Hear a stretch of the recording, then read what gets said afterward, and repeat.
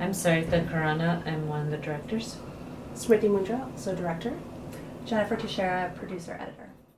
Smriti and I met in graduate school. We went to Columbia University together. We had worked on several short films there. And then, we're friends, and we just started talking about our own families, growing up, the pressures we felt as young Indian women to get married. And we just started having those conversations a lot. And then Smriti, we were thinking of a project to do next together, and this was something that we were thinking a lot about.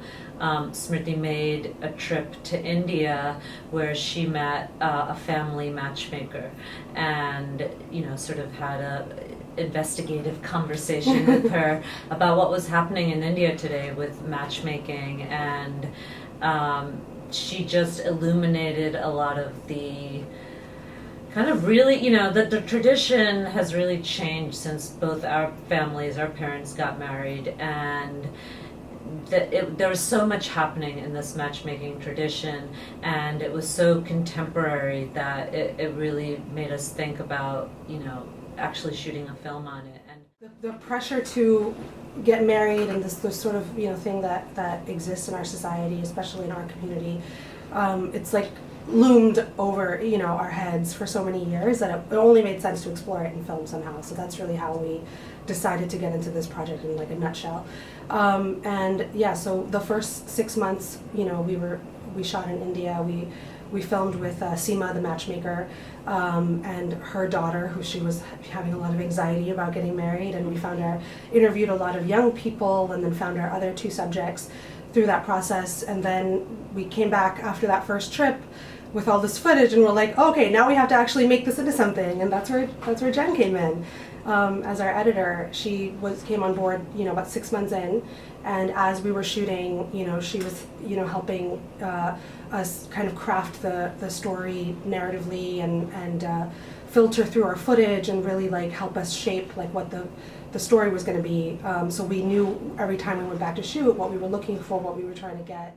After their initial shoot, it went on for another 3 years. Mm-hmm. So it was kind of one of those very developing stories and following. And I think one of the reasons why the story is so powerful and organic is because the time that was taken to explore these girls' paths and not rush them or not try to tell a story out of, a lot of docs, it's like we have a year, we have 2 years. No, we took 4 to follow their paths during this really crucial time in their lives. And we never, we waited till their stories had played out before the film was made. And I think that was, There was a notion that we were really fighting because most people's understanding of marriage in India is, arranged marriage is, that it's forced or about child brides or, somehow there's no choice in the matter. And so that's a very static notion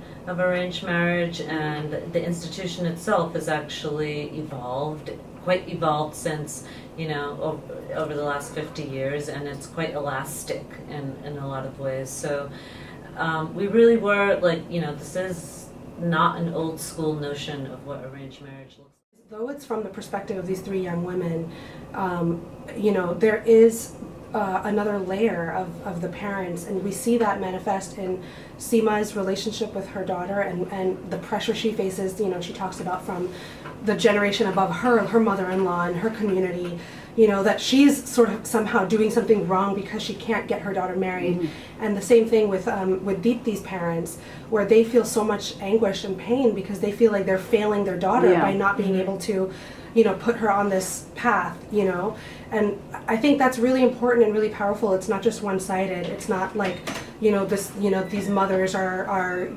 just, oppressing their daughters and trying, being controlling of their daughters, and, these girls are trying to break free from that. I think it goes both ways, and they feel pressure, and, then the daughters feel pressure because they feel like they're not living up